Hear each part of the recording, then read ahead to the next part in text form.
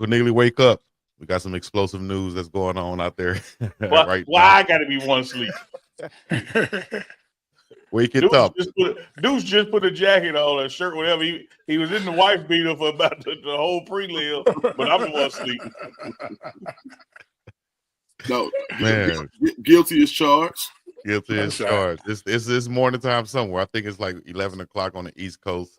Yep. And 6 a.m. out here in the middle of the ocean. Good morning. We appreciate you guys joining us. We're going to have a nice conversation about the latest and greatest in sports and entertainment and the culture going on right now. But if you look on Twitter, if you look anywhere, or if you wasn't asleep last night, if you was up and you saw that it was a nice little conversation after the Lakers' intense victory over the New York Knicks. They won 113-109, but LeBron James was seen confronting sports commentator Stephen A. Smith. And they said the altercation stemmed from Smith's recent critiques on the NBA's readiness of LeBron James' son, Bronny James. Stephen A. said that, hey, that wasn't LeBron James, the basketball player, approaching me. That was LeBron James, the father. I have a clip right here we can show, and then we can get everybody's response right after this. Here we go.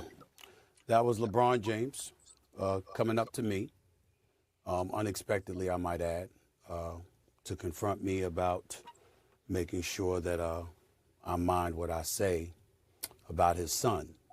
Keep my name out your mouth. Words because they ain't suited for FCC airwaves. That's what he was doing. Simple as that. Do we need to play any more? I thought long and hard about this over the last few hours because I had no intentions, Molly, of talking about this at all. Yeah. And the reason why is because it was a one-on-one, I wouldn't say a conversation, but it was a one-on-one confrontation. But then I wake up and everybody from ESPN. And yes, it's on the news everywhere. Yeah. But while this is going on, Uncle Neely, let us know your thoughts on this situation, if you don't mind. Well, first of all, opinion. Well, I don't know if I don't have a strong opinion because I wasn't there, and I don't know the particular comments that LeBron may or may not have been responding to. I do know this: I will never argue against or abridge a father's right, and I dare say even responsibility to speak up for his children. And I don't care who the father is or who the child is.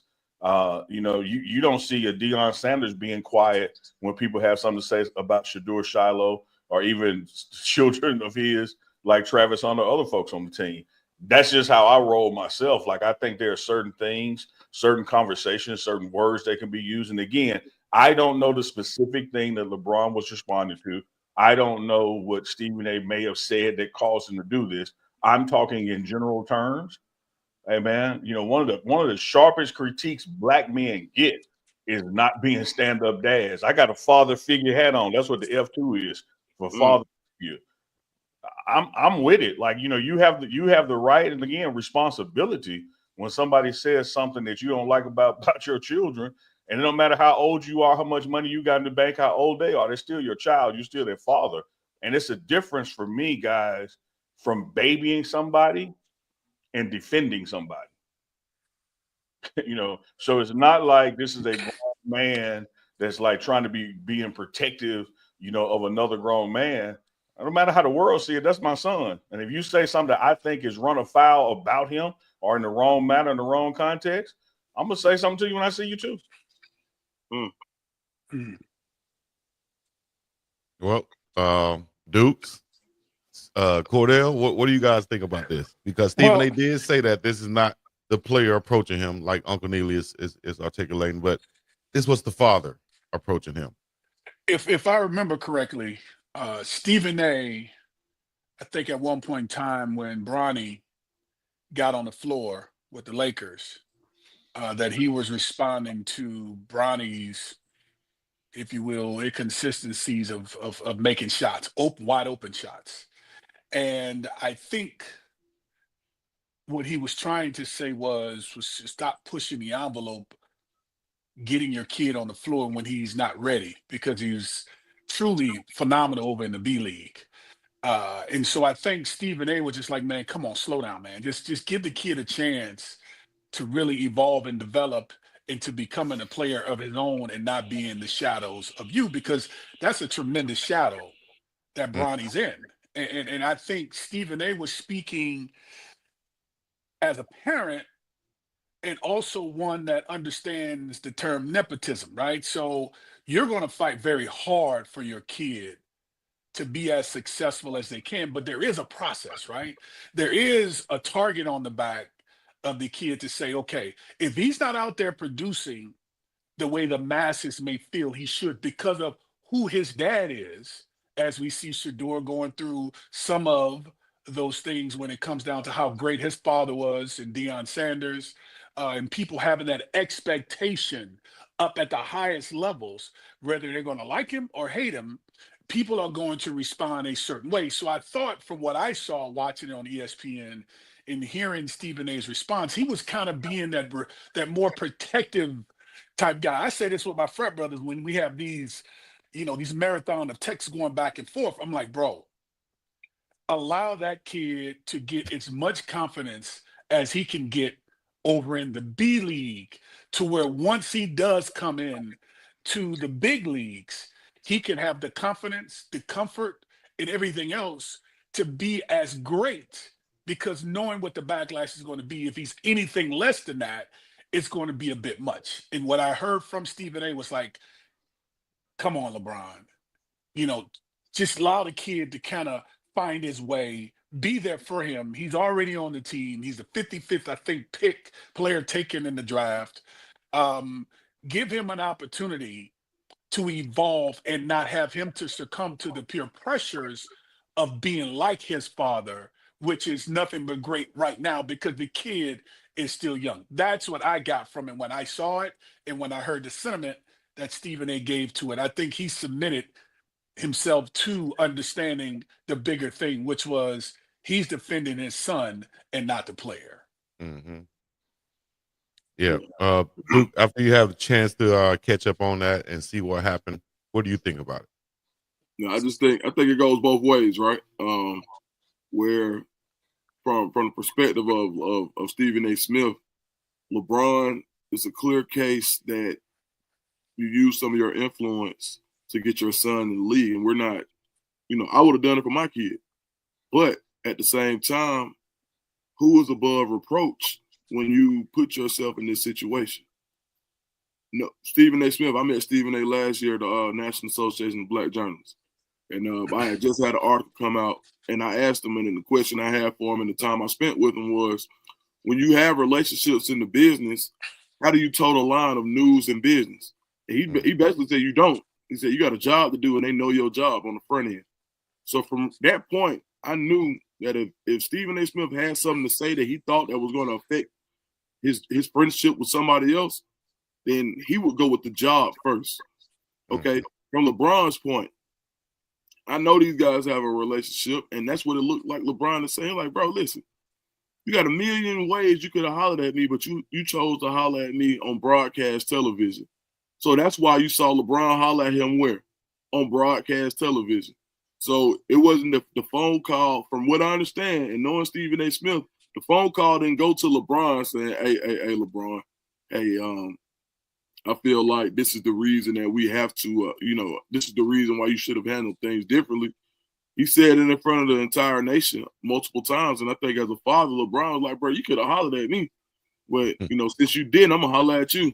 So I look at it from both ways. And I think it's something that to be resolved fairly swiftly. And one thing we know about Stephen A. Smith is he's going to push the envelope every time.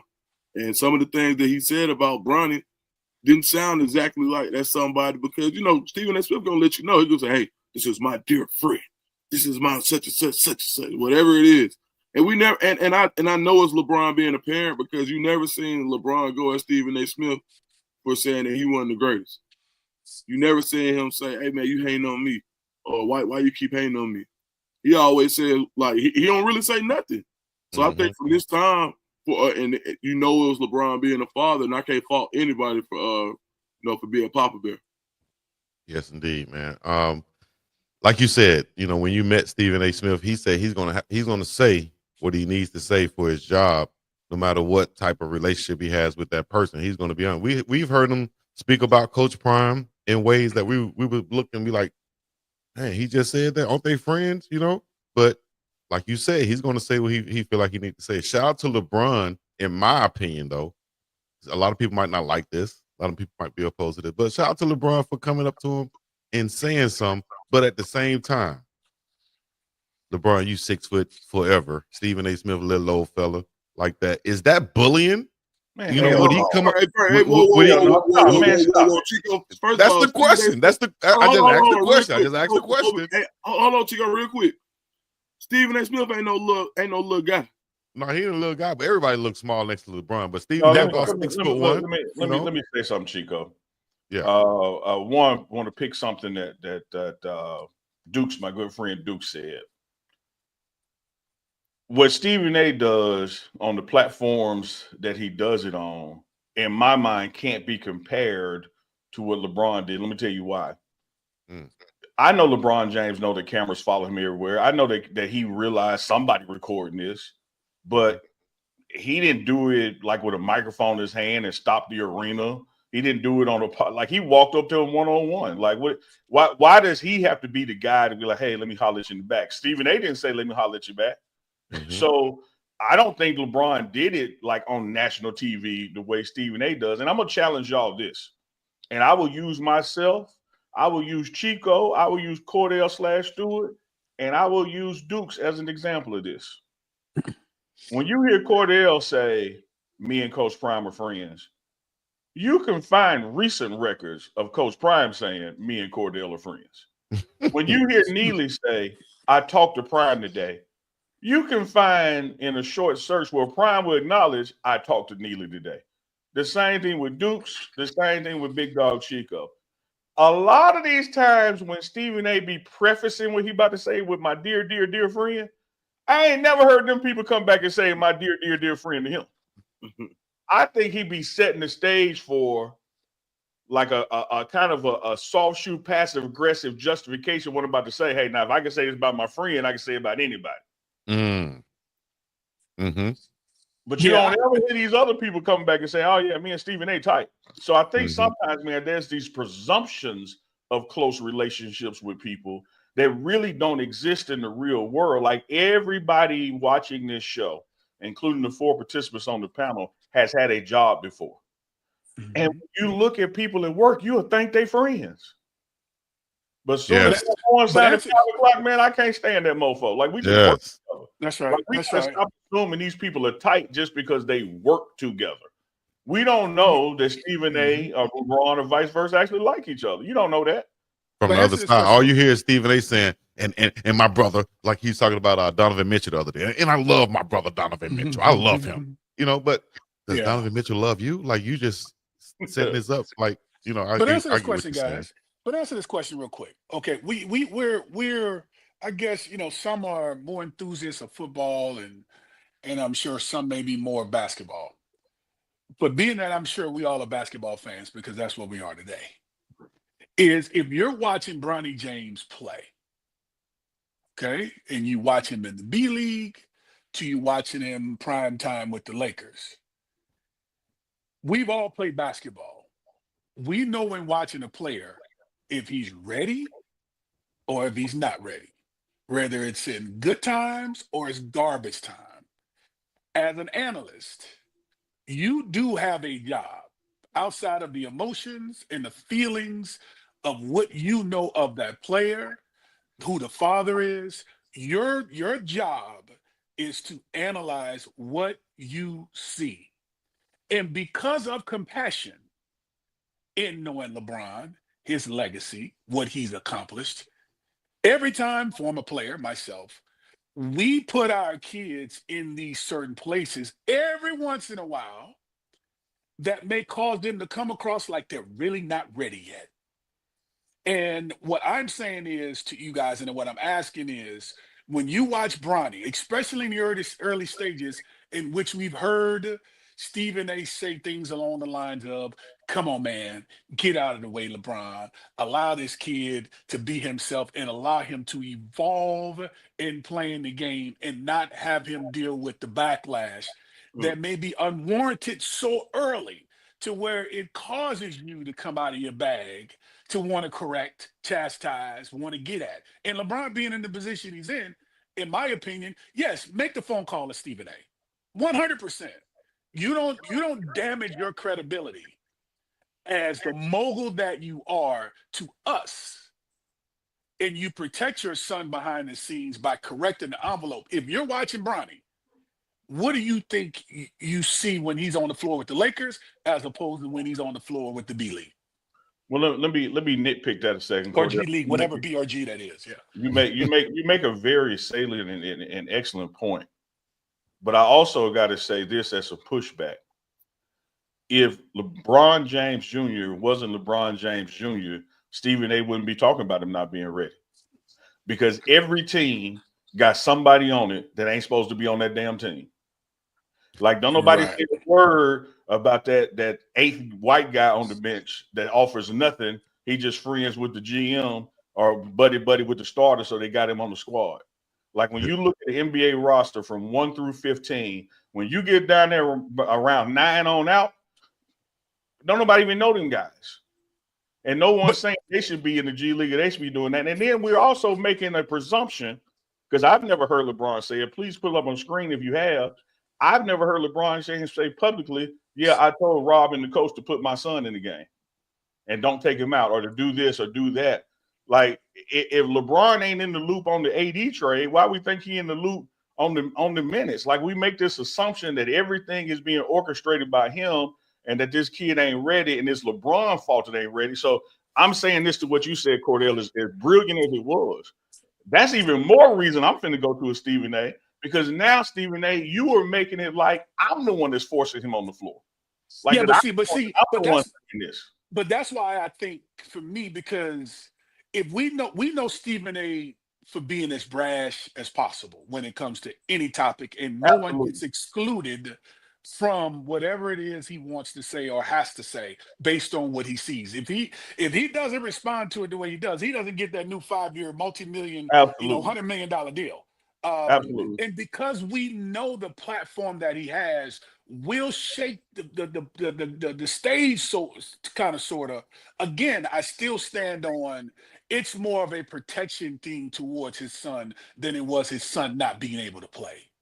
Because I never heard him say one time that he wasn't good enough. But what I did say was, come on, man, allow him a chance to, because I even said that with my son in dialogue. I'm like, bro, look, if we keep Ronnie over there in the G League, come on, guy, work with me. It's BRG. Is it G League? There you go. There you go. Good. There you go. There you go. Good. So if we're having him over in the G League, getting those minutes to get, because at one point in time he couldn't hit a jump shot to save his soul when he would play in garbage time with the Lakers. And so when you see that, you're saying to yourself, as a black man and watching my son and who I am, I gotta be like, hey man, come on now. Don't expose him to the stuff that others may say that may not have a chance to talk to if I'm Stephen A. to me like that. He can't go and say people on the other network the stuff that he said to Stephen A. or even have the access to calling them like he can to Stephen A. And because I think culturally, because Stephen A. is he's in a double-edged sword now. It's that space of, I got to do my part, and I want to be as transparent, because he could have went harder and said, man, that dude don't supposed to be out there.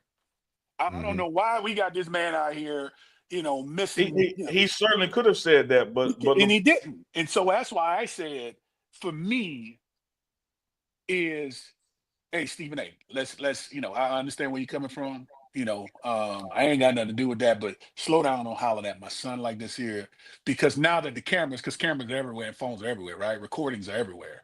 Now all of a sudden it looked like it's a bully, like we just sarcastically said, he's bullying him because he's bigger, and people can take that and run it, like they want to. And I get both sides, but I play to the side of, I get what Stephen A. is trying to say, and it made LeBron get a little, overly fatherly in a sense, because you can't say he wasn't being a father, or he can't be too much of a father. But at the same time, I think the phone call should have been made more than having it to be that, because I think there is a relationship, because Stephen A respects LeBron.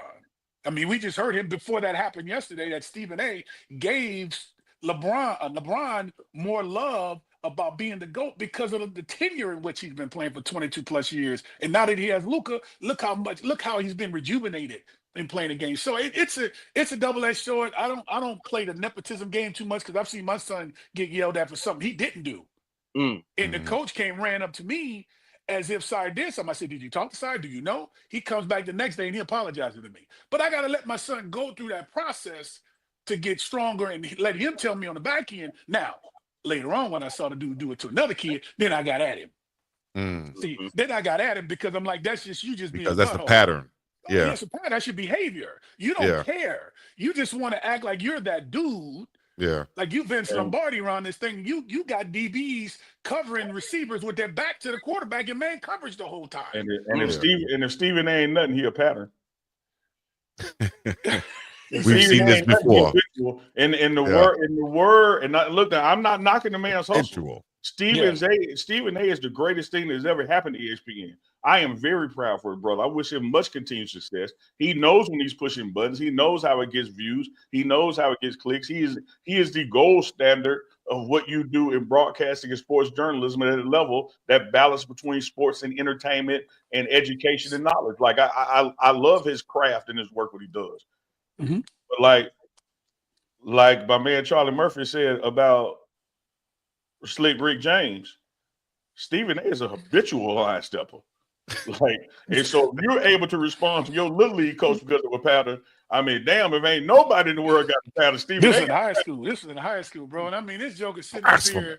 Yeah, he's mad because, he comes in, I'm his dad. So he's like, this, that, and the third. And the head coach like, you know what you're talking about? He said, all I know is this, that, and the third. So all of a sudden it get to the point where he sees Sire on practice and Sire looked at him and walked away. And I guess one of the kids said something. He thought Sire said it. So I walk up to Sire on the side. I said, what did you just say? I said, Dad, I promise you I didn't say none of that, man.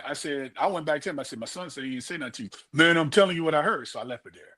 I left it there because I can't allow me being a parent override coaching when it comes to these players. I chose to come into this space. They didn't, so if I come in this space, I got to kind of fall in line to an extent, but help my son on the back end. I love it, Slash. I love it because Stephen A was in LeBron space. LeBron wasn't at the studio in Bristol. LeBron wasn't at the studio in LA. Stephen A was in the gym. Like you in my space. And in the words of Loaded Lux, you gonna get this work. You don't get that. Ain't nothing wrong with it. I just think these are two professional. This LeBron is a professional man. That's a billionaire. We got Stephen A who has a job that's gonna force him to say some stuff that if he sees it a certain way, he's gonna straddle the fence, which we heard him do, but he's also gonna go right at it. And I just think LeBron felt like it was a necessity. It was his duty to correct that brother on site. And for me, I guarantee you, we gonna see in front of the camera them shaking hands and making up, if you will, because that's what we talked about after all this stuff. And I just wish it would have happened that way before. You understand me? Until last, as opposed to the back end. But I get it. I will tell you this, Slash Deuce and Chico. Chico, put that last graphic back up. Oh. Wait. Oh, the other one. No. Yeah, there we go. My God, look at Stephen A. hairline and LeBron's hairline. Lord, they both in the class together. Come on now, dog. My Lord. Like that what LeBron should have walked on and said, "Hey, dog, like you get like I can hook you up." You know what I mean? I can hook you up. That's what he should have been saying. Look, let me tell the audience out there was so fortuitous, I think is the word about this conversation. We were having Slash back. He was on Wednesday with us live. We were having him back to talk about the GOAT debate, having no idea that this was going to happen, and just throw a grapefruit to us to hit out the ballpark. If you're just joining the chat, man, we got started right into it. Let us know where you're from in the chat. It's the morning run with Big Dog Chico, your man Uncle Neal, and of course Deuce Scoop, and special guest Cordell / Stewart is back with us. Hey, yes, sir. The first guest that came 2 times in a row, baby. The biggest pause. I love it, man. I love it. I love it. You said the biggest pause. Yeah. Biggest pause. It won't be. I'm sure that ain't his first time coming 2 times. Here we go. Paul. Come on now, dog. That was a line stepper right there. Yeah. Hey, but hold up, Chico. Hold up, Chico. Covered 2 times. Whether it's Rick James, whether it's Stephen A. or Neely, we got a pattern. Like, I ain't doing nothing I don't typically do. That's right. Hey, what Uncle Neil always say? The best indicator of future performance is past performance. That's right. That's right. That's right. Man.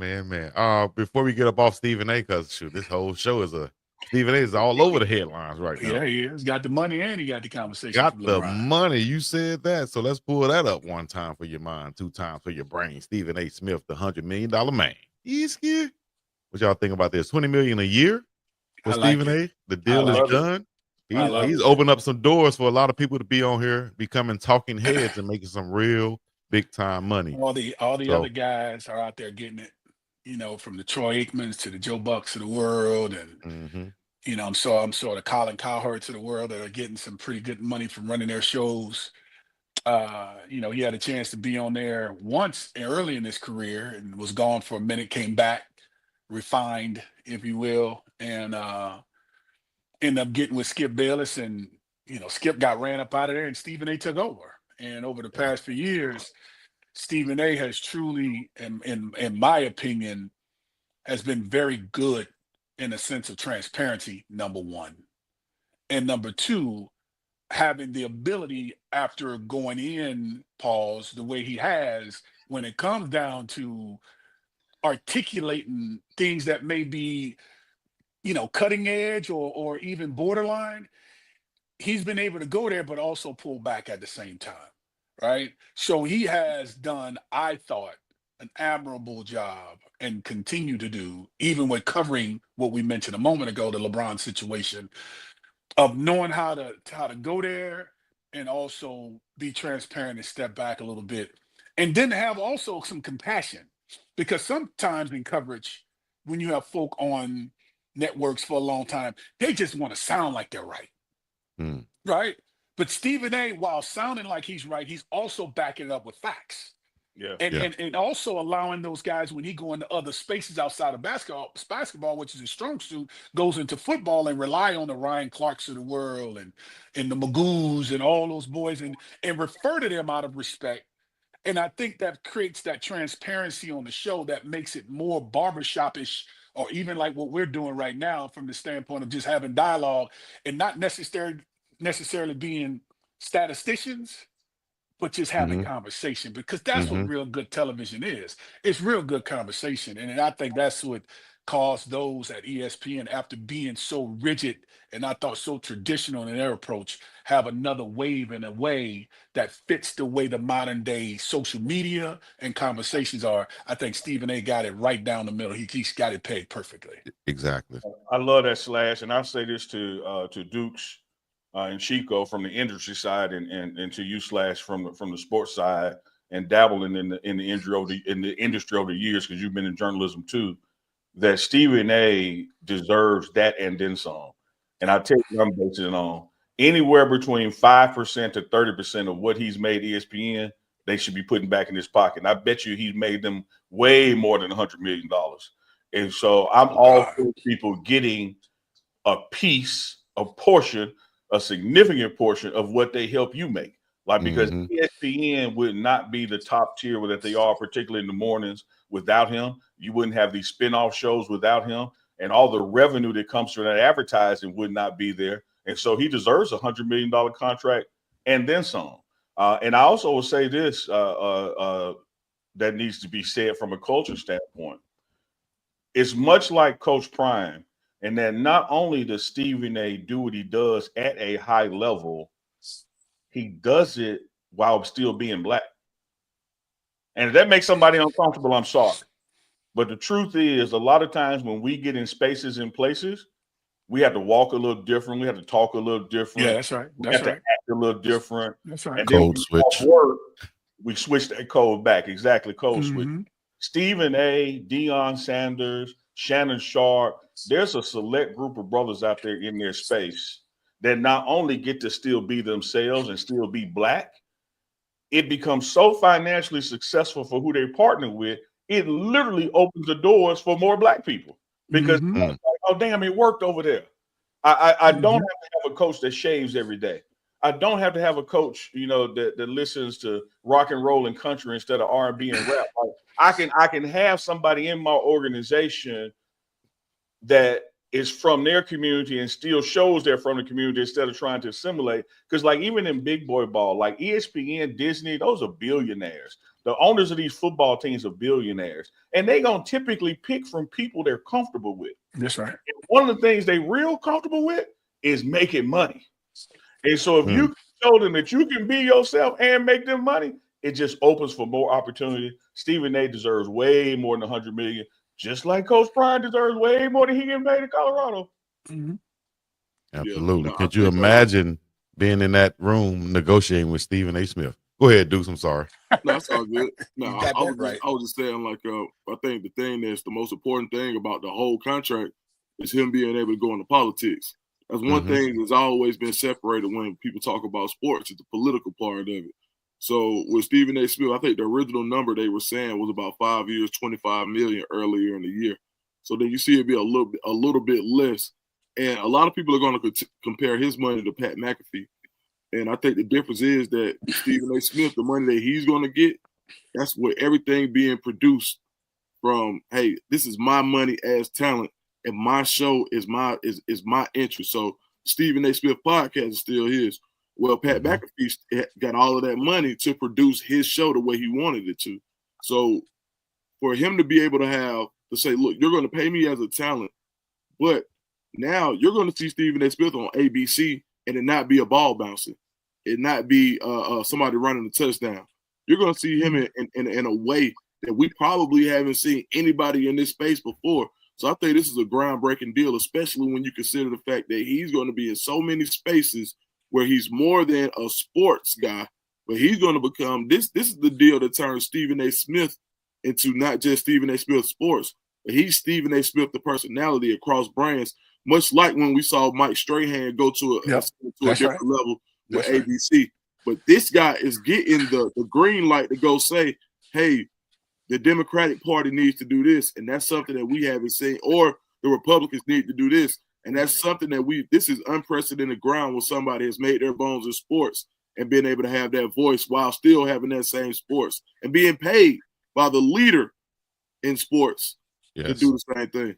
Hey, dude, let me ask you a question. Who owns ESPN and ABC? Same organization. Same organization. And there are people, man, we love, like, part of our conversation Wednesday with the great Cordell Stewart was people trying to pigeonhole him into being what they thought he should be and only be. And his success came when he was given that latitude to be all that he can be. Same thing with the Travis Hunter. We've articulated on this show that Travis Hunter, in all that he is, likely doesn't win the Heisman Trophy unless he's got a coach like Deion Sanders who knows, let this guy be him. And Stephen A. knows more than sports, even though that's what you know him from. Michael Strahan knows more than just rushing the quarterback, even though that's what you know him from. Deion Sanders knows more than coaching football, even if that's just what you know him from. So when you get people who are talented and get them in the right spaces and organization, Warren Sapp said this so wonderfully, fellas, on Wednesday with Warren one episode. He said to all the audience out there, remember this: don't choose your job, choose your boss. Because if you work for the wrong person, it doesn't even matter what the organization is. Yeah, it is. That's I heard he told me that one too. But he has the latitude to do that. He's played the game of football. He's got his own money. He's a Hall of Famer. So he can set. Travis got his own money. Whenever I hear that phrase, I keep that right there. That man got his own money. So some of us are subjected to be able to only take what's presented to us. Absolutely. Whether it be, in some cases, because everything's relative, the lowest pay to the highest pay. Absolutely. But when it comes to Stephen A, because sometimes we like to play as black folk, we like to play this role of being a victim, right? And that handicaps us. And one thing Stephen A said that I love most is the sacrificing he made when it came down to being gone so much so that his family can be secure. Yeah. And the work that he's put in caused him to have to bite his tongue early on in his career, or maybe said some things early in his career that cost him, where he had got some time taken away from ESPN to where he came back. He had to be under Skip Bayless, so he had to learn how to follow in order to be a great leader. And then all of a sudden, then he got the opportunity to lead. And then, of course, but in the NBA, with Perk and all those guys over there, his space was that's his comfort zone. But then to run First Take and create all the Stephen A lists and all the different, entities he has under the First Take umbrella, and how he covers it. And we mentioned politics. I stay away from that part because politics and sports truly never mix well. You get caught sometimes, but he does a great job of doing his homework, of understanding, knowing when to pause, go hard, and pull back. All right. Chico don't know how to pull back. Yeah. and so I just Chico say the only thing at his house can pull out of the couch. The only reason I say that is because we cannot fall into that matrix after the hard work that Stephen A's putting in, the hard work that Coach Prime has put in, feel as if we all deserve a chance, right? Because we have to be deemed worthy of that opportunity to allow these moments to transcend. And it just causes us to have to be greater than most, not better, but greater, because sometimes we have to work double hard to just get that one opportunity, to possibly even fail only 4 times when they don't have to work as hard to fail 100 times. And so we have to make sure that when understanding what Stephen A has gotten into Coach Prime's, what he's had the opportunity to earn and get and take. And this is why I think the backlash happens to people like the Stephen A or even a Coach Prime, is because the unconventional reasoning doesn't say these dudes are supposed to be in these positions. What you just said. I'm sorry. The conventional reasoning. I'm sorry. The conventional reasoning doesn't cause these dudes to be in these spaces. The unconventional reasoning says, hell yeah, they're supposed to be there. Right. Because it's not normal like it quote unquote used to be. There's a new norm now. And there's new sheriffs in town that look like us, and it makes us proud and happy, to say that we know these folk. And to know that these dudes are doing it the way they are, it's beyond great. And let me I'm ask glad this to know that Stephen A is a brother and Prime is a good friend. Is the new norm becoming celebrities that can become presidents? And what do you think about this statement right here, what Stephen A. Smith said? We're not going to stay on politics too long. Just going to ask this question. Could he become the actual president of the United States? Donald Trump's president twice in 2 out of 3 terms. So at the end of the day, let's just do it. Let's just do a vote. We're not going to get too much into it. Let's do a vote. But go ahead. Go ahead, Stu. Give me half a second. Okay. If you can tap into the people the right way to be that voice that hadn't been heard, I think both parties do it. The Democratic Party speak for their agenda in which they speak for, and the Republican Party speak for the agenda in which they speak for. The secular people that we have in this country will determine if they're doing their research or how they feel on how they vote. And I think whether it was Barack Obama to where it was Kamala Harris at one point in time when she was running and tapping into those folk, and to what we see now with Coach Prime and also with Donald Trump, is you're going to feed into that moment. Most times than not, the need to allow that would allow you to get into some of these spaces that conventionally doesn't always allow you to get into. So there was a need for Stephen A. There was a need for Coach Prime. There's a need for Neely and Chico and the Dukes and also Slash on this show today to talk about the GOAT. Yeah. I like that pivot slash. I see what you did there. That was that spin away from the linebacker rollout. I like that. I like that footwork. Nice. And to that point, real quick, yeah, he can do it, and I'm gonna tell you why. It ain't just Trump. What was Ronald Reagan professor before he was the president? Actor. Yes, indeed. Celebrity. Yeah, I mean, like, so when people find out people who have influence, and this could be now, no man, listen now. You know, sometimes I listen to Jason Whitlock just to hate on him, and just to spread hate, just to say, man, I don't like that. I go in the comments and be like, I don't like you, and I'm one of them. I'm a troll over there, but he had a very good point, and you know, a spade is a spade. Where if you can get somebody who can conjure emotion, you can get somebody who can be a politician. That's right. And I think that's really what it's about. And even Stephen A. Smith, now, and this goes to a deeper conversation, but think about this. In our community, we got this thing called code, right? And you got to be on code. And I'm not going to explain it because there might be a lot of more people watching because you got to know to know. But when we talk about being on code, there are certain things you say and you don't. Well, there last night was an example of somebody who was checked for not being on code, whatever that code was in that friendship or whatever it was there. Stephen A. Smith has proven that he's not going to be on code just to be on code. He's not going to go along just to get along. And in order for him, now, and I wasn't even going to say, now you brought it up, Chico, but I think it's a way bigger play than what we know right now as far as for him to be able to go and get that type of contract. Because what now, I'm not. Yeah. I feel what you're saying.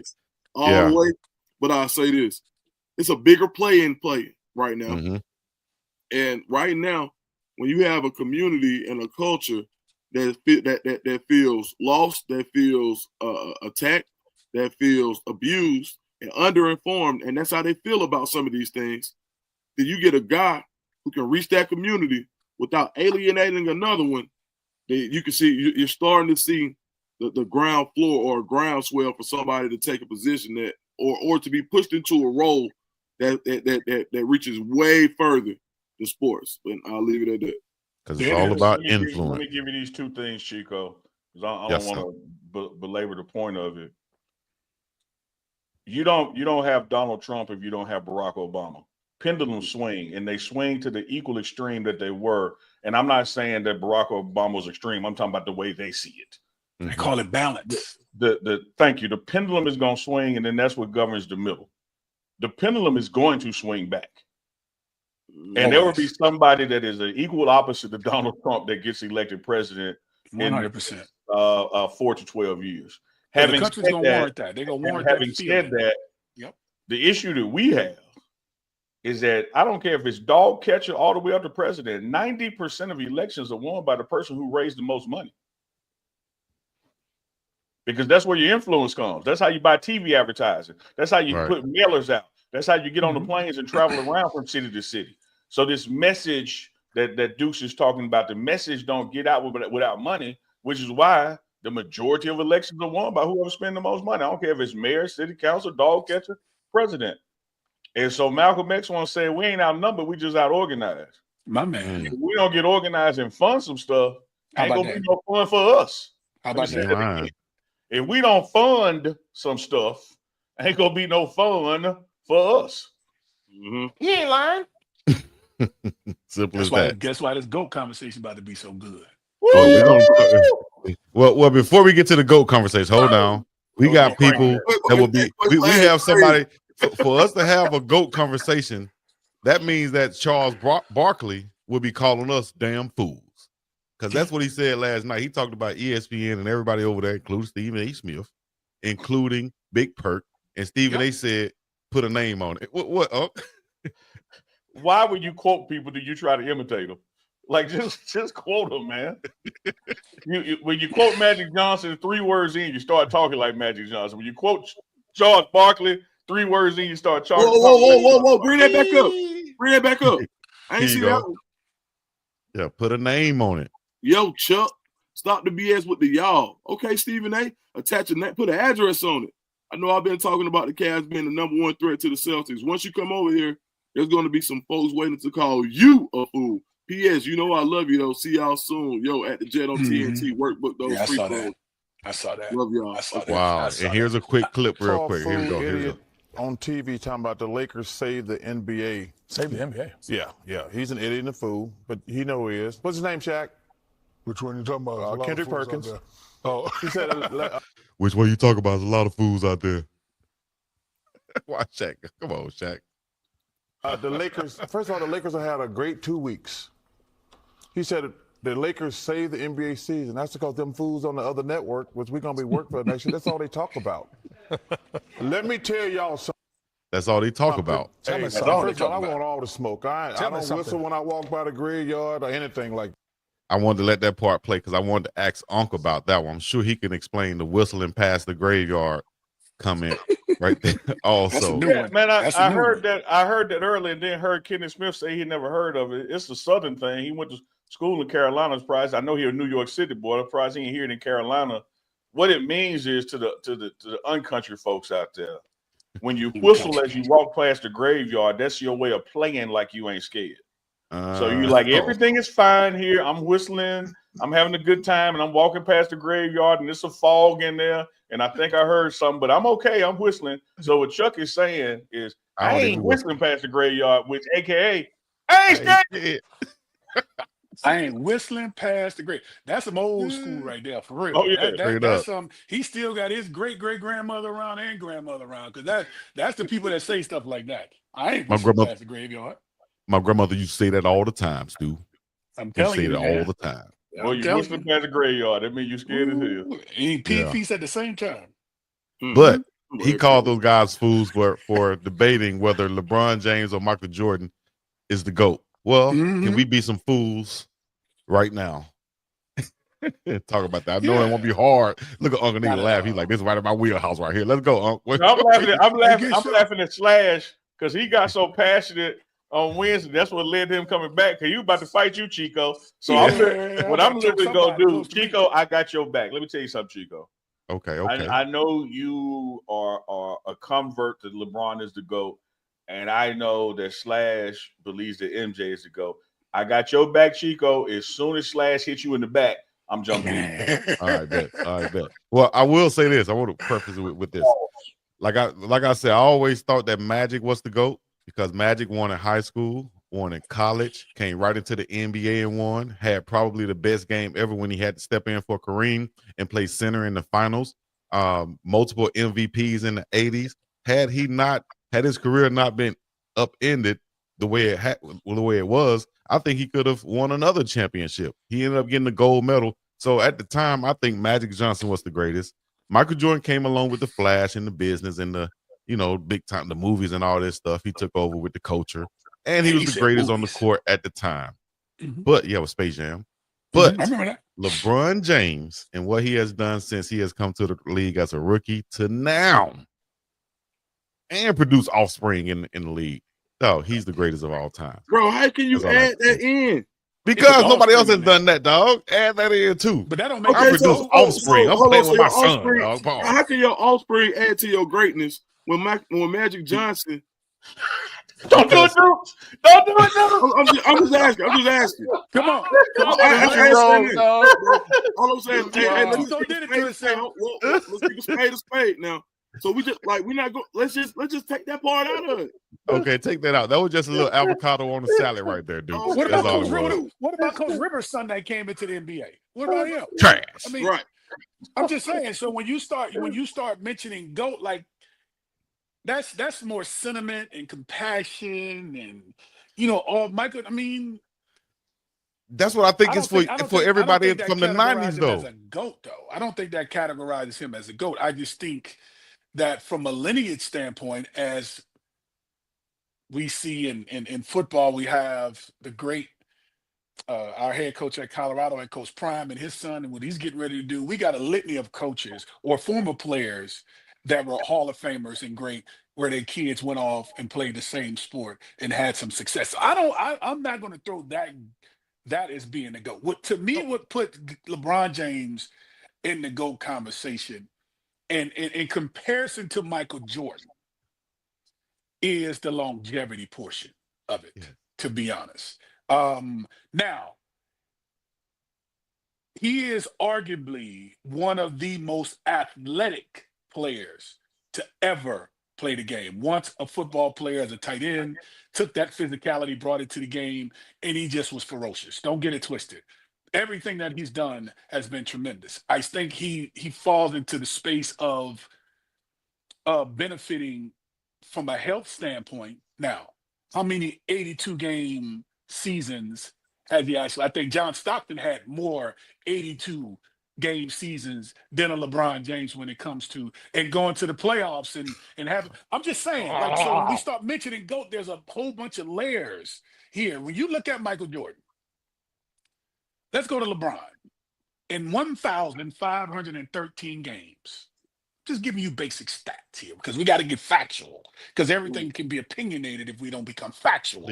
1,513 games. There was 558 30-point games that he had. Michael Jordan, 1,072 games. Less games, almost 500 to 400 and a half less games. He's had 562 30-point games. And what was his shooting percentage in them games? And LeBron could do it too, man. He could do it too. But he just decided to be a facilitator. I think. So if LeBron wanted to score 30, I think he could. Oh, all right. In this era of basketball, can we all agree that it's more of the Globetrotter era in comparison to the era in which we watched back in the day? In comparison to, is it okay? Because everybody has skill sets of being able to handle the football. They can run the floor. Giannis, I mean, he can take the basketball up and down the court with whoever is covering him, or even if they're in zone and he takes it, he take it all the way to the rim. Shaq was probably the first big man that we can arguably say when he got the rebound, he could take it from end to end and actually get a layup or shoot a jump shot. And actually, everybody's pretty much doing that nowadays. 1 through 5. Am I correct? Is that okay to say? Mm-hmm. I'd agree.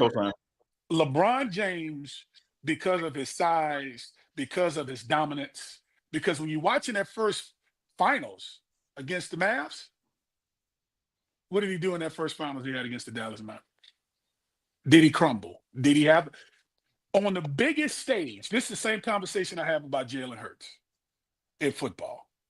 Is on the biggest stage, this dude shines every single time in Michael Jordan. It never failed one time on the biggest stage. Now we're gonna say, well, he got Scotty and he got Cartwright, he got Kerr, and he got Paxson. What?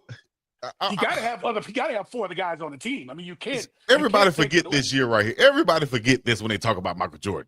Okay. I just watched this last night. Thank goodness. Penny Hardaway and Shaq and the Orlando Magic knocked off Jordan and them and sent him home. It's okay. I mean, that was when he came back. Everybody forget that. 45. No. Because he wore a different number. He said the finals. He said the biggest stage. That wasn't the finals. But that was the biggest stage. The biggest stage. Okay. We got to listen properly now. Okay, because you're right. This becomes an emotion when we talk about this. We fall into that feeling of no way, because I said the biggest stage. There is no one person. He has to get there on the biggest stage. Yeah, he got there 6 times and he won. A lot of people just stuck on that. They forget the Pistons beating them up. They forget him losing to the Magic. But guess what? They forget the Wizard years. And guess what Isaiah Thomas said? Isaiah Thomas said he never had a hard time having to play cover Michael Jordan. He never had a hard time. You know why? Because everybody did it.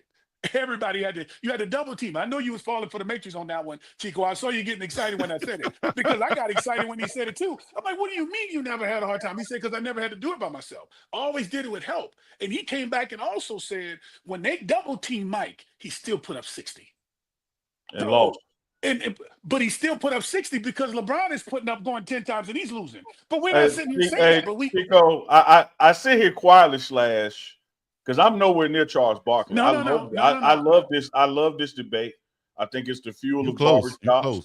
It took place with Dr. J in that era. Like this, we just got social media now. People don't argue who's the greatest ever for every sport and every barbershop across America.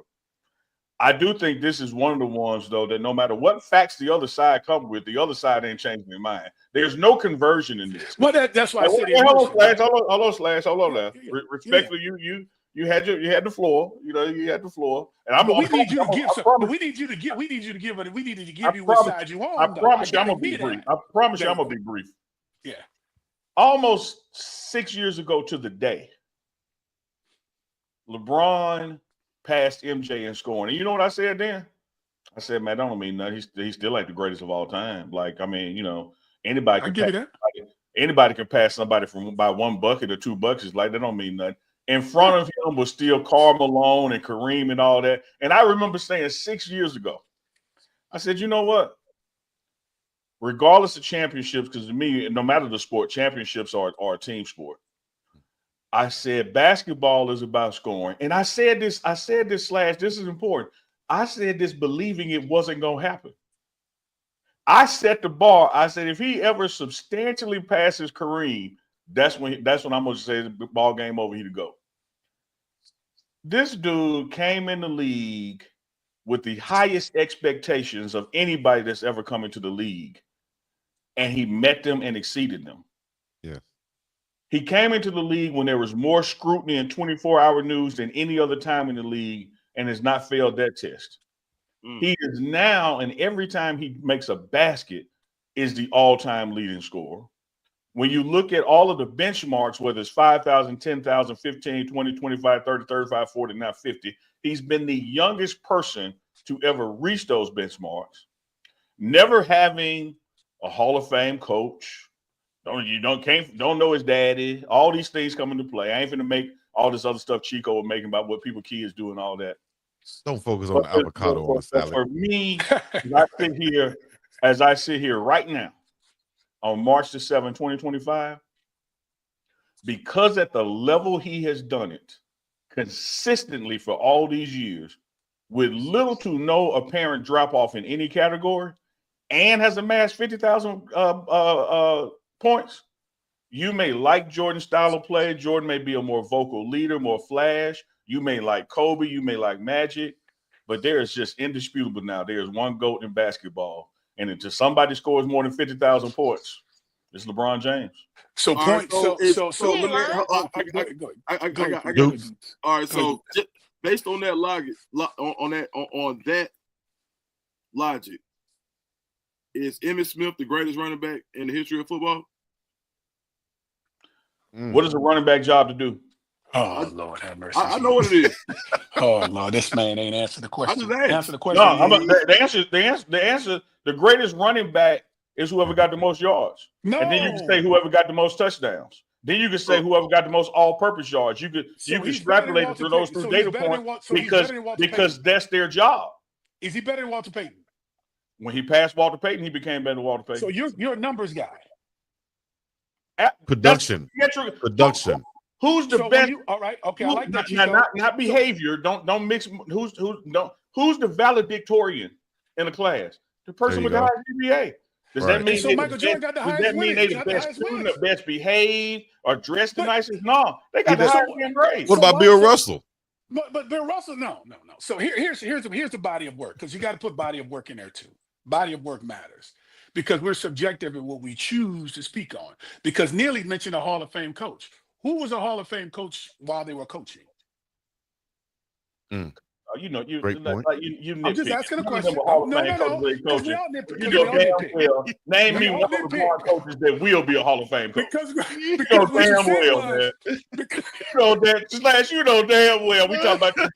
Hey, Dukes. Because see, he ended it by saying this dude didn't have a Hall of Fame coach, and the only Hall of Fame coach between the two is Phil Jackson. But keep in mind, Slash. I also said I don't even want to misconstrue things by adding stuff on like that with Chico, with that and what your kid's doing. I also put that in it. So I said it to the jury, but quickly erased it. I'm totally basing it on this man now played 20 plus years and scored 50,000 points. No, it got to be the GOAT now. And no drop off. No drop off. He has to be the GOAT, dog. That's a lot of points. We love Mike. Now watch this here. I'm gonna show you how much you will love him even more. In 22 of those seasons y'all talking about, 40-point games, LeBron had 70 of them. In 7 seasons less, Michael Jordan had 173 games of 40-plus points. Listen, hold on. No. You gotta let that simmer for a second. We can't even. No. You can't be a Democrat. What's the Slow total? down. What's the total? Let me get political. You can't be a Democrat. In 7 less seasons than LeBron. 7 less seasons than LeBron. Michael Jordan has had 173 40-point games. 7 more seasons, LeBron still just had 78. What I'm saying is when we start taking this information and we start putting it in pockets that we choose to put it in, we got to go off the information to determine in the time span too as well. Because now this dude got 6 championships, and we're saying he's not better than this guy. I'm confused. Here's the logic that's not in the Eastern Conference. I'm going to say this. Here's the logic. The Eastern Conference was much tougher back then than the Eastern Conference today. That's subjective. Here's the logic. Here's the logic that I'm basing it on. Everybody got their categories. And again, Dukes, what did I start off saying? I'm addressing Dukes because Dukes. So remember that word subjective. Dukes is the logical one. I started this point off by saying, ain't nobody going to change nobody's mind. Right. Dukes. No. You might be a breast man, Dukes, and Chico might be an ass man. Lord. What's fine to you ain't going to change your mind because it was fine. So, yes, to me, what's more important than a team accomplishment of the championship is how many points he scored. Like when I walk into the wider play, I'm picking that ninja that can score. Or that may not. But that may not. And guess what LeBron is? He can score and he go past. But that may not mean that may not be he's the best though. So answer this question: was the Eastern Conference tougher back then than it is today, or vice versa? Which one? Basketball is tougher now. No. Hey, look. So you know. Hey, look. All right, okay, like,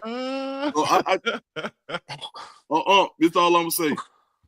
The man with the most tackles at linebacker, in the most tackles period in the season, Hardy Nickerson.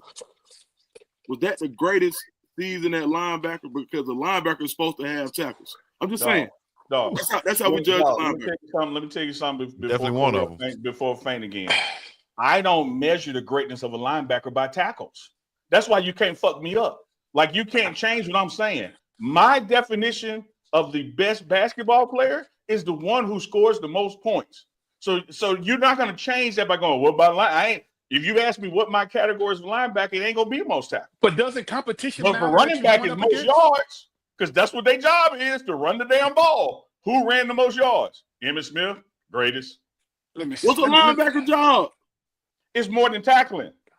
Everybody's job on defense at some point is to tackle. Well, okay, but running backs' only job ain't just to rush the passer. And what did I say? I gave other qualifications. You could talk about rushing yards for running back. You could talk about all-purpose yards. You could talk about average yards per carry. You could, and Emmitt may be the leader in rushing yards, but he may not be the average leader in receptions or average yards per carry. You said he's the best. Which is why I started with, ain't nobody gonna change nobody's mind. Just like Chico likes ass and you like titties, the mind ain't gonna change. But it's not about changing the mind. It's about understanding when we do go, because I have to learn myself when we go through the process to the point where it may be like, you know what, you got a valid point. But what you're standing on, Neely, is it is what it is, and I ain't changing. I don't care what you tell me. But I'm gonna get it to you anyway because I want you to understand. But now, you standing on the same thing. You ain't gonna change. No, I'm not. No, what I'm giving you is facts. No, I'm giving facts. I'm just saying it. No, I'm giving you facts. Now watch this. Oh, I didn't give you facts. And please let me come say something after this. Go ahead, Stu. No. So when it comes to what Michael Jordan had to face in his time, let me give you a few categories.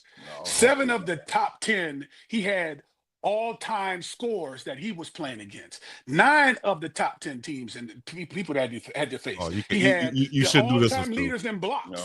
He had the all-time leaders in steals and also in assists. So when you start looking at the players today, the reason why so many couldn't get championships in the past was because of 23. You got people like Steph Curry, who we are not talking about, who should be in the GOAT conversation, who's knocking LeBron James off. that we know for sure, arguably, is the He knocked him greatest off, shooter dude. in the history. Pause. In the history of the game. Look, and so what I'm LeBron saying, James beat him by himself. LeBron James beat Chico. He didn't beat when the Cleveland Cavaliers. Yes, when he played. Yes. Yes. But I'm saying, but that is his kryptonite. Steph Curry is his kryptonite. He's not, because the East. LeBron had to go get help from other players too. By the way, I'm just saying he had to go figure out. Y'all discredit what Michael man. Jordan. Michael Jordan had James Rodman, the greatest rebounder of all time. No, who? Like, Michael Jordan had Ron Harper at point. And Michael Ron Jordan Harper got the best European player. and Tony Kukoc. There They you go, both had dude. help. This is the thing with it. Hey, Deuce, hold on. Leon said Draymond helped LeBron beat the Warriors. They said Draymond was just out there getting cardio. He's just out there running. Bouncing around out there. Go get him, Draymond. Because there has to be a level of difficulty in all of this stuff. It's not like, okay, we got the numbers. He played for 22 years. He only played for 15. He got the most numbers, so he's the best. I don't agree with that. I don't agree with that. Respectfully, brother, you know I love you, and I know I hear you. Love ain't got That's nothing a to do with brilliant this. point. What love got to do with this? Love ain't got nothing to do with this. Here's the thread that can be pulled on that.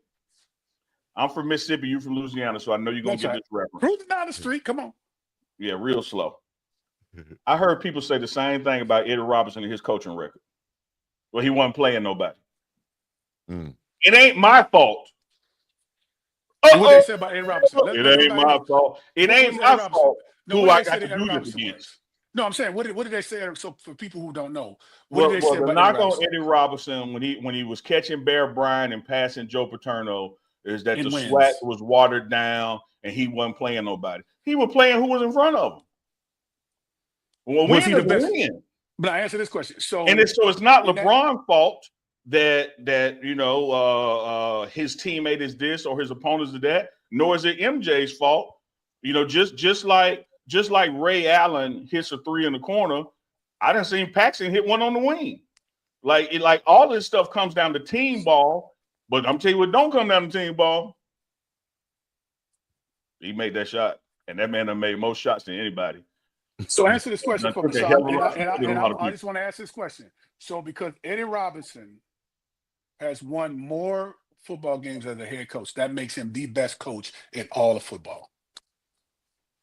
Yeah, I'm going to be biased and say, yes, that's my guy. Eddie Robinson, the greatest coach ever. I'm just asking. I just have to ask that question because there's going to be so many that's going to speak about the level of difficulty and competition and all that different type of stuff. And we have to respect that because it's fact, but you can't take away from the wins. Now, he's the most winningest coach of all times. Yes, we can all say that. LeBron has the most numbers when it comes to points. But Kobe Bryant, but Michael Jordan, when it comes to what matters most, like they're saying this about Jalen Hurts, he's not elite. He's beat Josh Allen, he's beat Lamar Jackson, he's beat Patrick Mahomes, he's beat Joe Burrow. All the four quarterbacks that we consider that's elite in the National Football League. He didn't just beat them. He beat the one that beat him the first time in the Super Bowl. Statistically, he beat him. He lost the game. It's not his fault that the defense couldn't hold up on the back end and not get that dang on penalty called on pass interference. If not, he wins that game. But yet he comes back and he does it this time in 2024, 2025 Super Bowl, and he beats arguably the best quarterback, and he's still active and current, and Patrick Mahomes right now today. He just beat him, and people are still questioning him and wanting to be elite. All I know is in the biggest games, this dude wins. In the biggest game, this dude wins whether you like how he does it or not. Still a team game. Booty and breast. Booty what? Booty and breast. Booty and breast. Here's the stats right here just to finalize this thing. Just to finalize this thing. Hold on. I go to movies. Already. I go to movies. When that Persian showed up in Sparta and he said land and water. Hey, dog, what's important to you? Like booty or breast? You clearly, and let me say something to you, Slash. Take your time. You're not wrong. You value the biggest moments, the biggest games. You value championships. That's the only thing for that matters. For your GOAT conversation. But now you say it don't matter when it's Bill Russell or Robert Orr or other people that got more. But I'm gonna let you have it. I'm gonna let you have it. I'm gonna let you have it. I value points scored. And look, Slash pointed out the points per game, the 40 points and the many games that he's played, but you also said LeBron only played 82 games once in the season. So if you're talking about that, then John Stockton. It's a little bit more equal as far as how long they played. That man, rather than just looking at the years. We got to look at the games like you're saying. And if you're just basing it on points, well, yeah, it took him 22 years to get to that amount of games. It took him 22 years. 22. But he had you had to play for 22 years too. That's not an easy thing to do. If you're sitting out for 2 quarters, real quick, Chico, you don't think Mike could have played 22? Hell no. Hell no. Ocho? Well, so you don't think Mike? You out there? No, you out there smoking cigars. When did we ever see Mike get injured for an extended period? Bro, did you see Wizards, Mike? He was still getting exactly. You asked, could he have played for his for eyes as long were as turning LeBron? yellow then? No, man, jumped in his eyes. Look, hell no. It's so bad to Duke's conversation is at 40 years old, LeBron was sitting on the bench with his street clothes on, but Michael Jordan was playing in an All-Star game, man. Y'all got to. I don't care if he played in an All-Star game. He averaged less. He averaged 19 points. Neely, and that was a sentimental. Right. Neely, you know you was right. It don't matter what you say. It don't matter what you say. It don't matter what you say. But Dukes and Cordell, my man Slash, two of my good friends. I really do think the four of us can agree on this. You sound like Stephen A. I really do. But you know what? Unlike Stephen A, I got record of Slash calling me his friend and Dukes calling me his friend. It's on record. This is reciprocal. That's a big word. Can we get the old NBC music when the games used to come on? Remember that? Oh man, you run to the TV. Can we find that? It's Marv Albert with your NBA on NBC. I do think we can agree on this. Not the yellow eyes. Nobody has done it this good for this long than LeBron James. Nobody. With all the help he got, you're right. Oh, Ross Clyde, big man. I mean, he got Luka. He got Luka. He wasn't doing it with. He got Luka now. He wasn't doing it with Anthony Davis. I mean, until he got the indoor championship. But I'm just saying, Anthony Davis. But now he got Luka. He got some help. And that's now he got Luka throughout his career. Now he got Luka. Y'all got to watch him for another 5 years. Do his damn thing. Well, I will say this: you never saw LeBron play with a top. You never saw Jordan play with a top 5. Never. Not once in his career. Name one. Take your time. Google it. You got your laptop right there in front of you. Google a top 5 what? He said Google it. A top 5 what? Top 5 player in the NBA? Yeah. Another MVP candidate. For real. Now, Scottie Pippen wasn't an MVP candidate? He became one. Because he had to learn. He became one. But LeBron. Dennis Rodman wasn't the best power forward. Have you ever seen Jordan be able to defer to the best player on the court? He didn't he do that with the Wizards? He deferred to Jerry Stackhouse. He deferred to Paxson and other white boys. He deferred to Larry Hughes in Washington. I didn't say to the open player. I said to the best player. When has LeBron not been the best player on his team? Every time. Luka better than LeBron right now. No, I'm asking a question, dude. I'm being sincere. On LeBron's team, his team. When he was with the Heat. When he was with the Heat with Dwayne Wade, who already had a championship. I will disagree, but I'll allow it. Ray Allen. So you saying at the time Ray Allen was better than LeBron? Say that one time. I was saying in the history of LeBron's team, when has he not been the best player on the team? He wasn't the best player on his team when he played down in Miami. Your opinion? He wasn't. Not what I'm asking you. Didn't he win an MVP? No, you saw him when he played in the finals against Dallas. How bad he was. What are we talking about here? Well, Dirk. Hey man, LeBron is a black mask is the best LeBron you've ever seen. The best LeBron I've ever seen. Was it in 08? I think he was with Cleveland when he came back to Cleveland. When he came back to Cleveland, even though before he was excellent. Now, everybody that's listening, so we can really get this across the right way. This is no hate on neither player. This is just mostly a preference of who we choose to love and like in the eras. I've had a chance, all of us on this right here has had a chance to be a part of both. I just stand on what I know, the body of work of that dude in a short span of time on the other side. That 23 guy that's got his shoes everywhere. I think LeBron even probably wear a pair of Jordans during the games too. Shoes has nothing to do with the GOAT. Shoes has nothing to do with being the GOAT. But we sat here and said, what did we say was the reason? You said a kid being on the floor was it because that was a joke. That was a sidebar.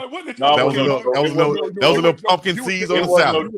Chico just don't know how to make valid arguments. That's all. What? Back with Magic Johnson's son, he had the back pedal. That joke was running up out there. When you get to Hawaii, see when you get over there to the land over there, and he leave home and he leave that party meeting, that spam. See, he get diluted over there. Hey, now he's a joker kind of got saw, Slash, I'm gonna tell you this, Slash, and I say this sincerely now. I say this sincerely. Watch this now. Watch this. I have been with Shedeur Sanders since he was in high school, watching him play quarterback. Yep. But you know who the best quarterback in Colorado football history is? Who's that? Cordell Stewart, highest winning percentage, and winnings would matter. Only two people get judged by wins. That's the head coach. And what was my percentage though? By the way, 88%. Was it 80? Now somebody can say, arguably, rightfully, that Shedeur is a better quarterback than Slash. But what I measure on for the quarterback, how many times did he lead the team to victory? You got 88%. Well, let me tell you how much better I am. I ain't gonna do all that. I can run. Run.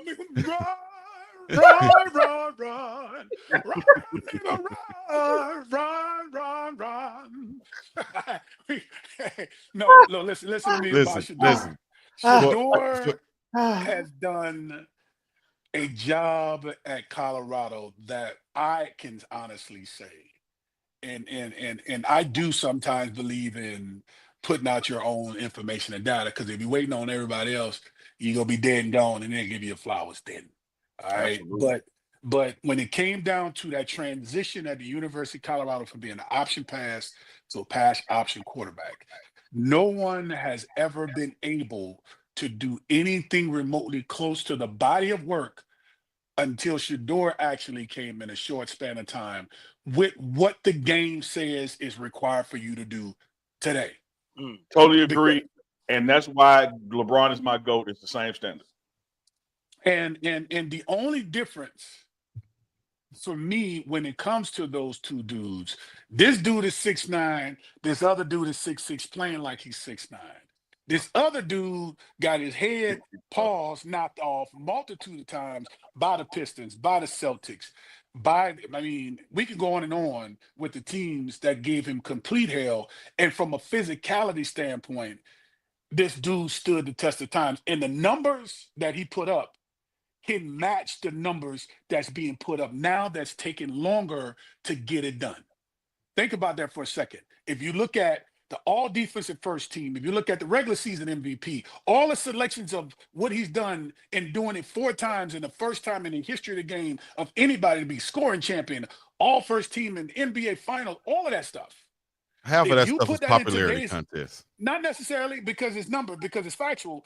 If you look at what Mike did back then and you place those numbers in today's game, you don't have to pull anything from it. If anything, you'll add more numbers to it. All I can say is this. Go ahead.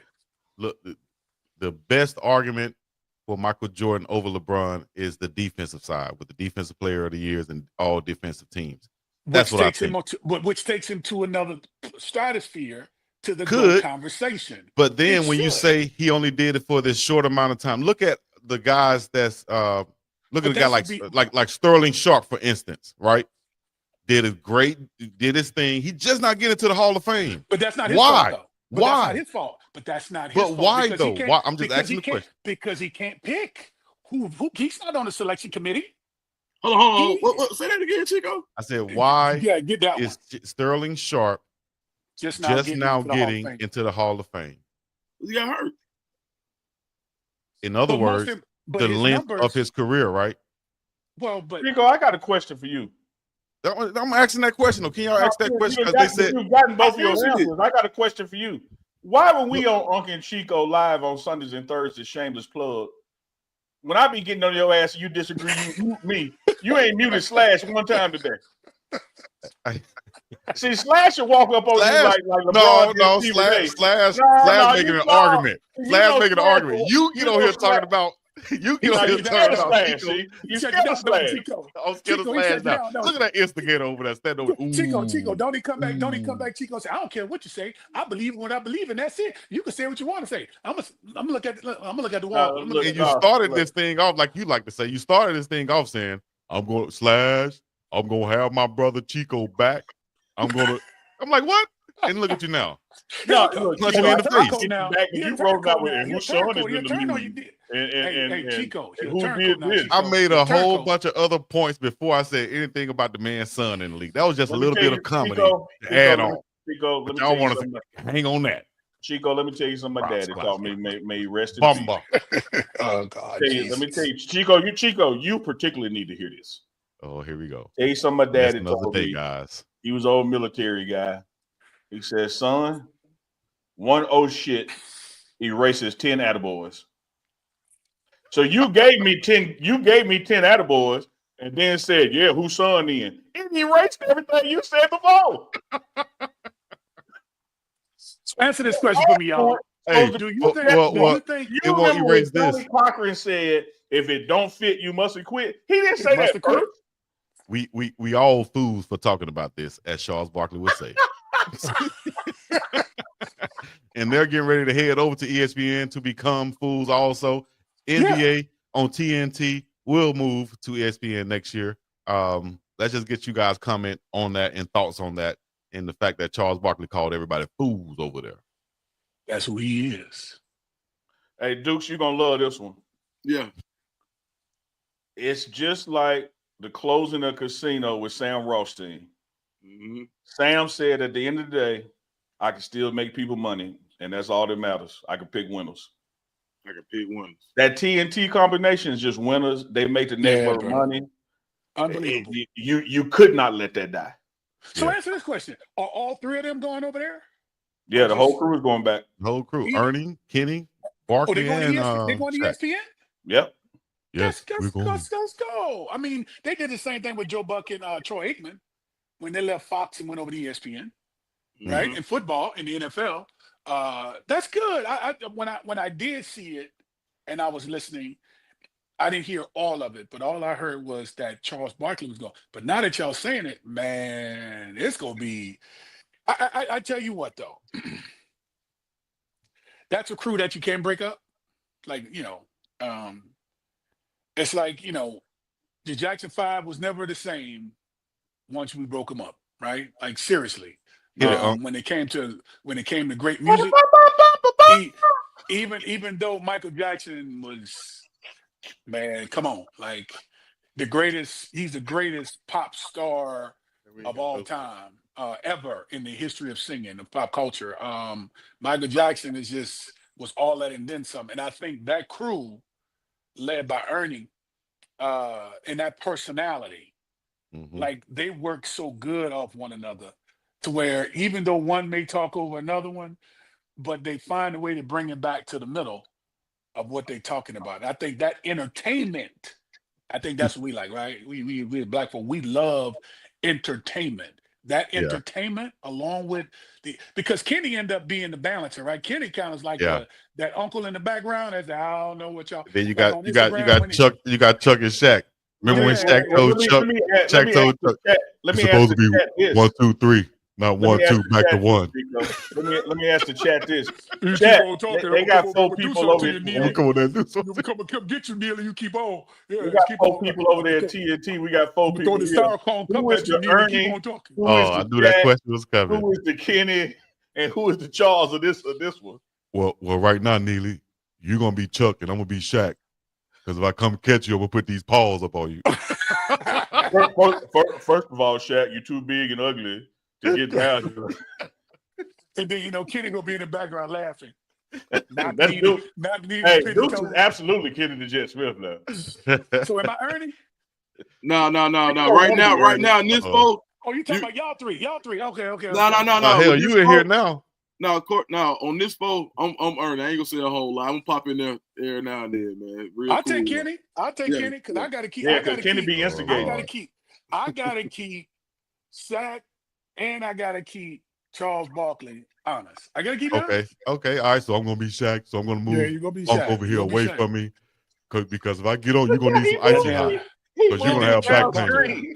Yeah, I had to move you away from it because you're gonna have back pain if I come over there, Chuck.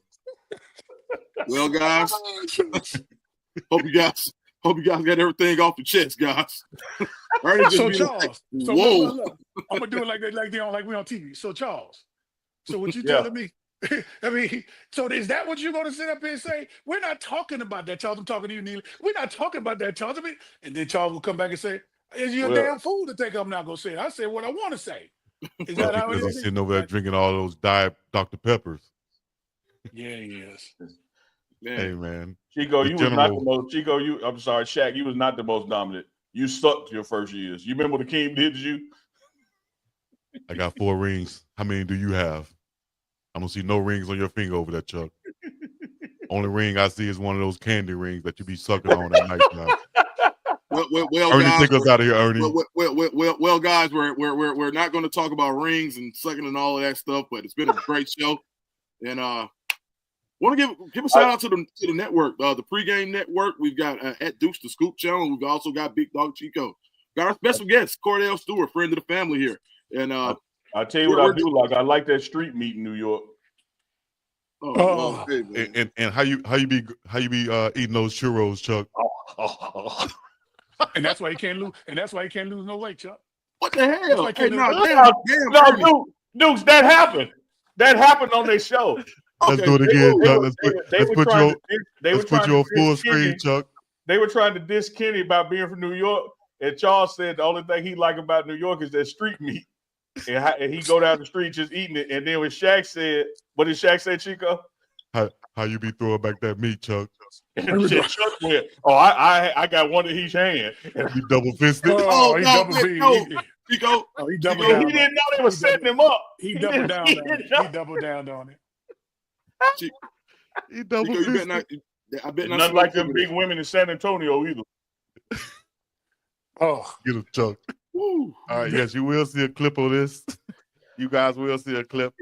Make sure you follow us on Instagram. Big Dog Chico on Instagram. Dukes the Scoop on Instagram. The Pregame Show on Instagram. And K/10 on Instagram. Cordell Stewart. Yeah, I'm fist bumping my man Cordell. With more. I'll give a little fist bump. That's dope right there. He's good. Cordell, you gonna do a fist bump, Duke? Damn, Duke. What's up, Duke?